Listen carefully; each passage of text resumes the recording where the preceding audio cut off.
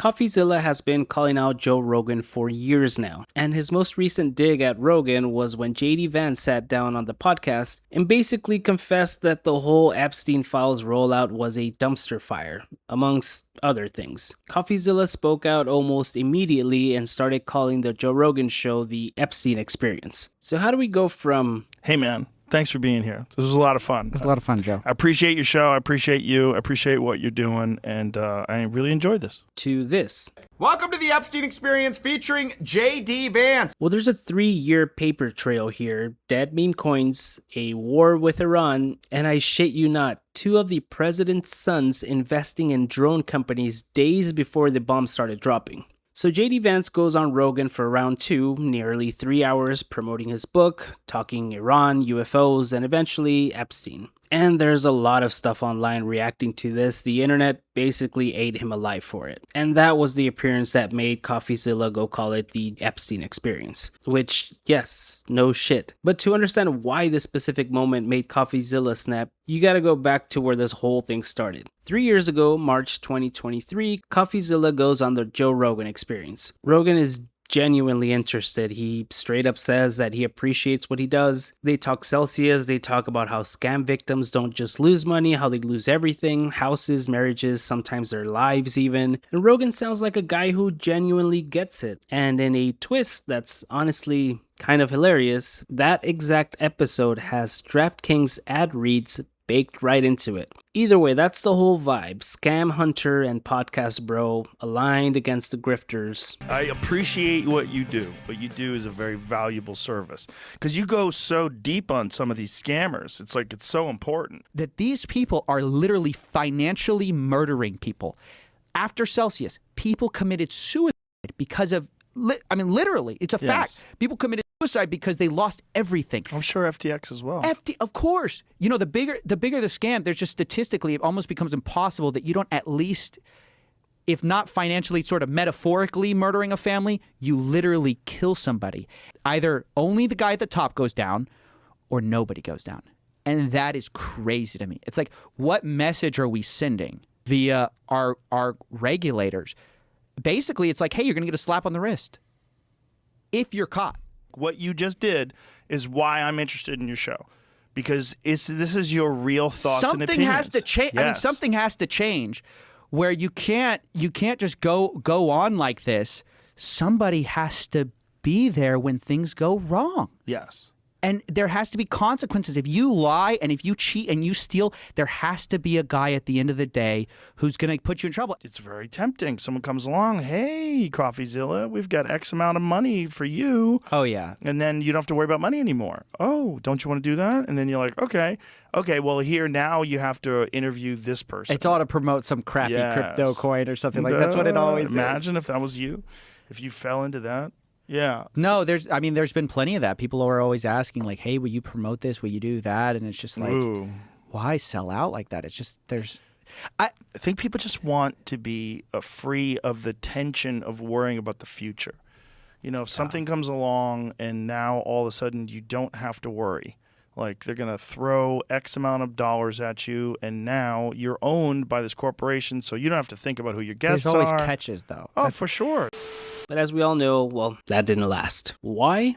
January 17th, 2025, 3 days before his second inauguration, Trump drops his own meme coin. 1 billion tokens total, 800 million of them, 80%, sitting in wallets controlled by Trump-affiliated entities. Price rockets to an all-time high of over $75. The market cap hits something like $15 billion at the peak. And Coffeezilla's response on Twitter is the line that basically becomes his whole brand from that point forward. It should be a crime, but crime is legal now, I guess. And the next day, Melania drops her own coin. Trump's coin crashes by 30 to 40% within minutes because everyone's rotated their money into the new shiny thing, and Coffeezilla later makes an entire video called Stealing $21 million from Melania Trump and MAGA. Both coins are now down somewhere in the 90-98% range. They're basically fucked. Funny thing here is that 6 weeks before Trump launched his coin, the Hawk Tuah girl, Hawk Tuah and spit on that thing. She launched her own coin. It hit a $490 million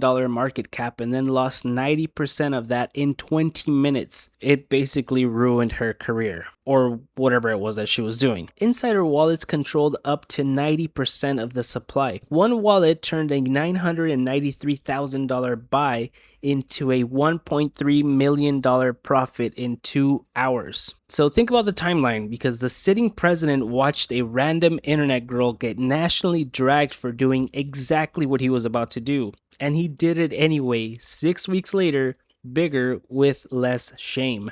Look at the big 40 spike billion. in the beginning, and then a bunch of people like, sucker! Yeah, that is a total. That has to be what happened, right? Like, how many people sold? Like, What did Trump the make next off day? that? Yeah. But look at that first 12 hours. That is crypto coins. That's meme coins. Not like Bitcoin, not like Ethereum, but like that is a meme coin. That first thing, that explosion, that's what I expect. It's garbage. That's what I expect. But I support it. Why not? Yeah. If you could do that, look, if you can go fucking play cards, if you could figure out a way to 3-card Monty people on the streets of New York, okay. The argument is that Trump is ripping off his fans with this Trump coin. But my question is, like, how is he ripping off his fans? It's basically like DraftKings. like what are you doing? And then a few weeks after launch, Elon Musk goes on the Joe Rogan Experience, and even Elon calls meme coins a casino to Rogan's face. And somehow or another, it's still legal. Yeah, why? Like that's I how, mean, the thing is, I think not too many people. I mean, I like that he's scratching his head like, how do I justify the U.S. government thinking this is cool to just allow more scams? I mean, casinos are legal. Yeah. and It is people like a just casino. lose money at casinos. yeah. You could rig a pump and dump. You know, Yeah, I guess so. Why is it legal like then? you could run a real pyramid scheme. Well, I mean, the government's one big pyramid scheme, if you ask me. Yeah. What? You can tell I me mean, better than anybody. Social Security is the biggest Ponzi scheme of all time. What? What? And to add another layer to this, Joe Rogan has been very vocal about insider trading, about how it's super shitty and that it should be investigated. And on February 10th, 2026, Trump's accounts buy between $1 and $5 million of Dell stock. And 9 days later, he's at a rally telling a crowd, Go out and buy a Dell computer. They make a great product. They're not looking for any publicity. I give them publicity. They say, well, thank you very much. in March, there are more Dell buys, and he repeats the pitch again in May at a White House event. And then between February and June, Dell stock goes up somewhere upwards of 200%. And then in May, Dell, surprise, lands a $9.7 billion Pentagon contract. Meanwhile, that same March, his accounts also scoop up Micron stock. And the very next day, he's on Fox News going, I just left the head of Micron.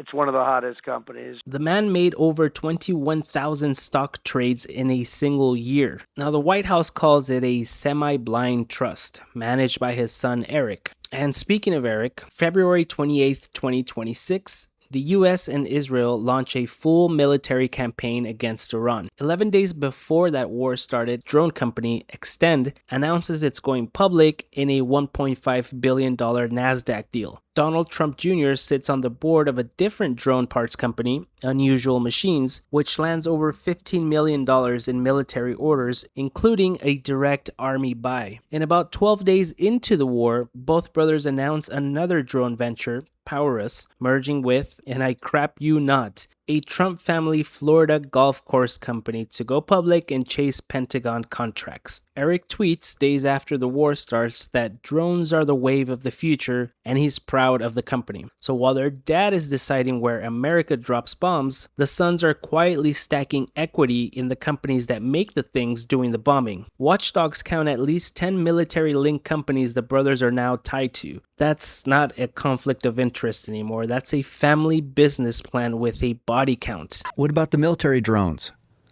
Those contracts, when this war started, that's you can look into who made money on that one. Who made money on that one? I- Don Jr. What? What, Jamie? What did you find? Wait a minute.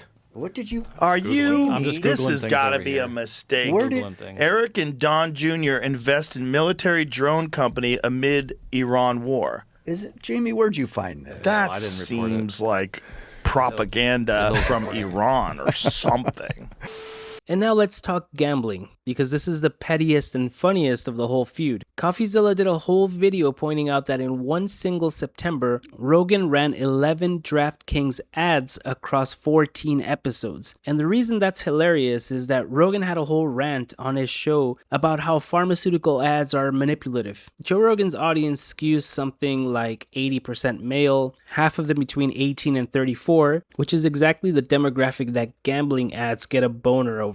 So the I hate manipulative advertising guy is out here doing manipulative advertising for a product that ruins lives just as efficiently as the pills he claims to hate. So here's where we land. This is a guy who spent years hunting down scammers and watched one of the biggest one of all become the government, basically. The president made $635 million in royalties off a coin that torched $700 million of his own supporters' money. His kids are investing in war machines days before the war starts. And Rogan went from calling Trump an existential threat to democracy back in 2022 to endorsing him, hyping his coin, and running DraftKings ads between segments about pharma-manipulation. So all of this didn't start with JD Vance a couple of weeks ago. This was just the latest spark. Now, whether Coffeezilla ever gets invited back on the Joe Rogan Experience, I would not bet on that.